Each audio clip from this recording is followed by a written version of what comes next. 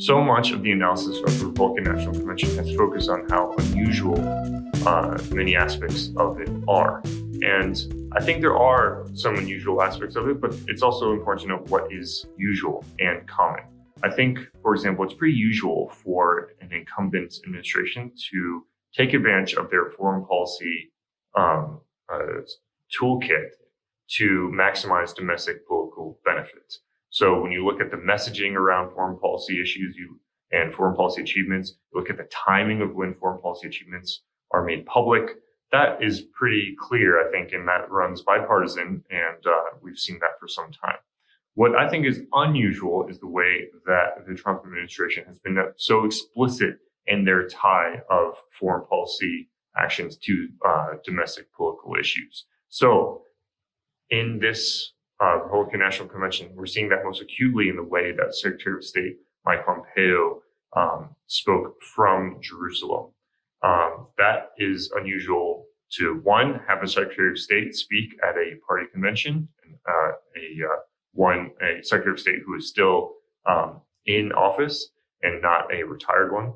And I think it's too unusual to have the setting, a foreign setting, be so prominent in a Republican or in a convention speech. And that's unusual for both Republicans and Democrats. Another issue that is pretty usual is for a president who is up for re-election to feature heavily in the political convention of their party. We saw that with the Obama administration in 2012. We saw that with the Bush administration in 2004. What is unusual is the way that the distance and the sort of light between where the party stands and where the president stands has all but been eliminated in the Trump administration. In the way that the Republican Party doesn't have a party platform, it only has the Trump administration's platform. That is unusual.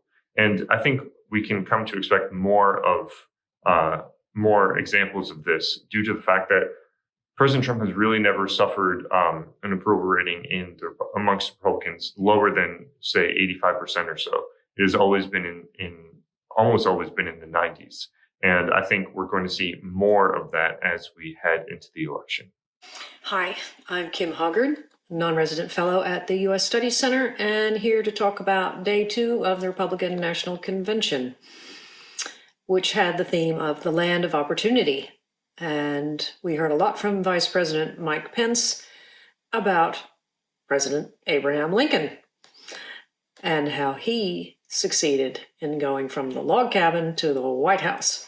So that was one of their examples of how you can achieve opportunity in the United States. Today was a little bit different from yesterday's, the first day of the convention. It was a little less dark and apocalyptic, although there was elements of that. But the real fear-mongering lessened slightly. We didn't hear so much about communism and socialism if the Democrats were to take over. And I think there was a little bit of relief. Certainly the standout speech of the day was the First Lady's speech, Melania Trump, which I'll get to in a minute. The other thing that struck me about today was the president's continued use of the White House as a backdrop for his campaign. Certainly we all know about the power of the incumbency and how that can help a sitting president in his reelection efforts, but there have always been laws and regulations around using federal property, and some federal officials working on a campaign. So he's really blurring the lines between politicking and governing. And we saw today the president use the White House in what appeared to be reminiscent of his reality TV show experiences. He seems to like adding these kind of elements to public events. We saw a version of it at the State of the Union address earlier this year, where he handed out a Presidential Medal of Freedom Award to a conservative radio talk show host. And today he handed out citizenship certificates to immigrants becoming naturalized citizens from the White House. And he also handed out a presidential pardon to a convicted criminal who had done his time and was serving the community. And of course, the ultimate use of the White House today was the First Lady's speech from the Rose Garden. So despite all of these elements and the messages that he's trying to draw attention to, the fact that he's used the White House to illustrate them is going to distract from the story, because there'll be a lot written and talked about the ethical and certainly the legal aspects of campaigning from the White House directly. But obviously he's going to continue to do it, and we'll see on the last day where he gives his acceptance speech from the South Lawn of the White House. So let me just talk about Melania's speech, since that was the highlight for me. It's the first time that we've really heard the campaign address the pandemic and the toll that the pandemic has taken on the country.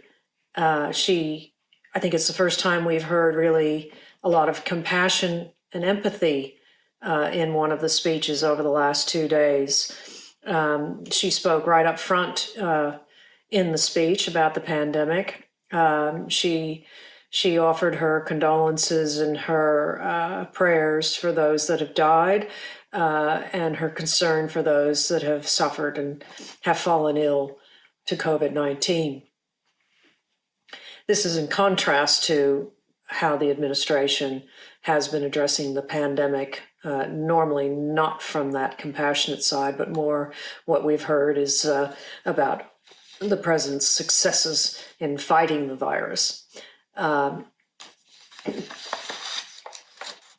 She also reflected in her speech on the civil unrest in the United States around racial injustice and police brutality. She spoke about her trip to Africa and the influence that it had on her. And again, she described Africa as a beautiful place, where we've heard the president say something different about African countries and not in a very favorable light. But she talked about Ghana and learning about the slave trade there and how horrified she was. And she used that experience to say that, to acknowledge the stain of slavery on America's history.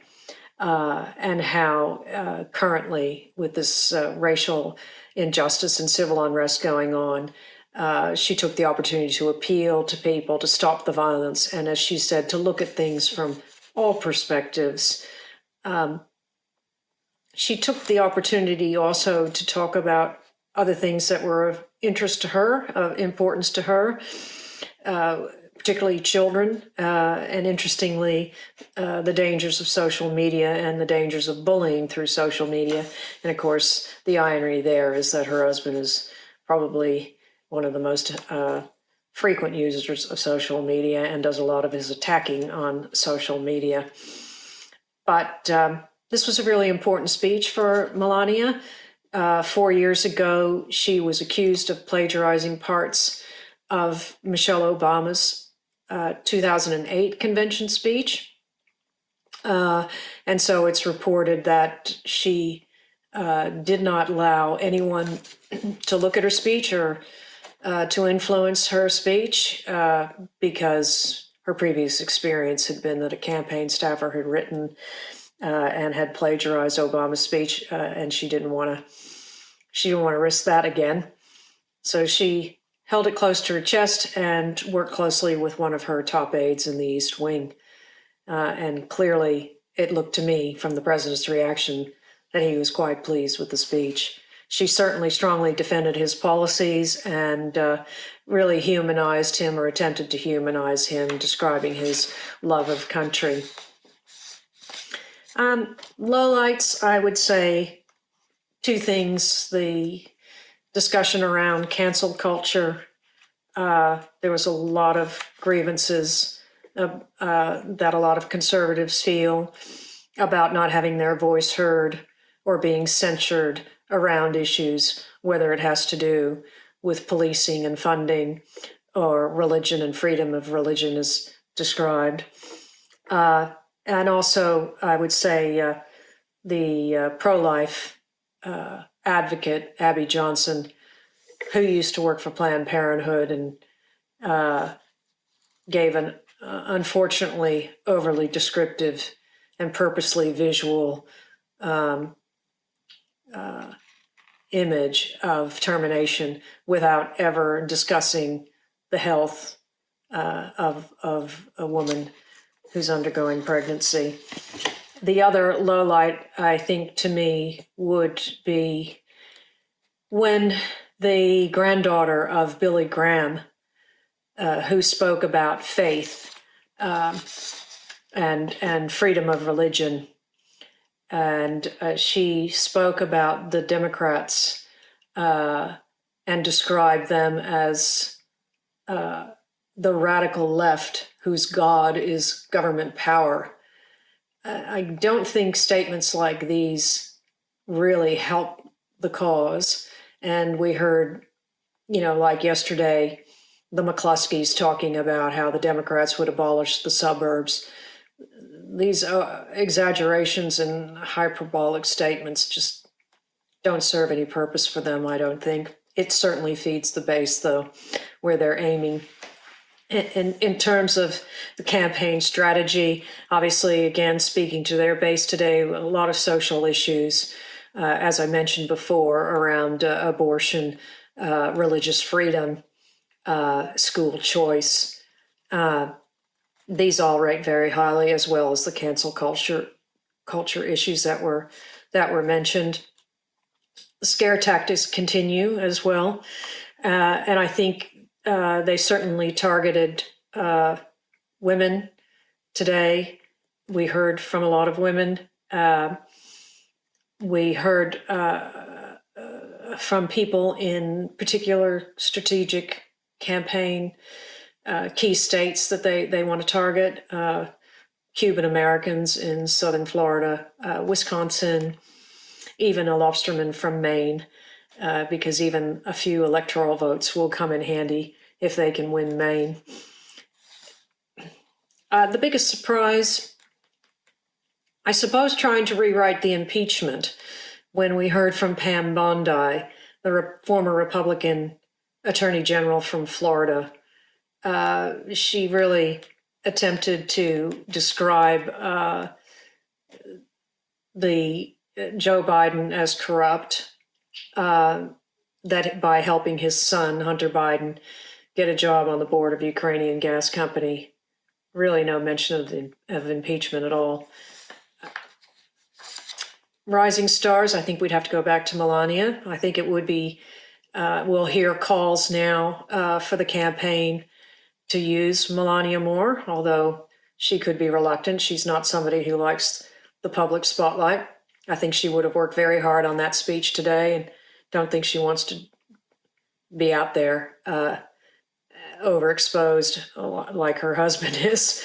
So I think there'll be calls for people to draw her out into the campaign some more between here and November. We'll see how that goes. And as far as implications for Australia, I would just repeat what I said yesterday, that the culture war continues in America. The conventions are offering starkly contrasting versions and visions for America. Going forward in the next couple of months till November 3rd, these are going to be fiercely fought out on the campaign trail. That's my take.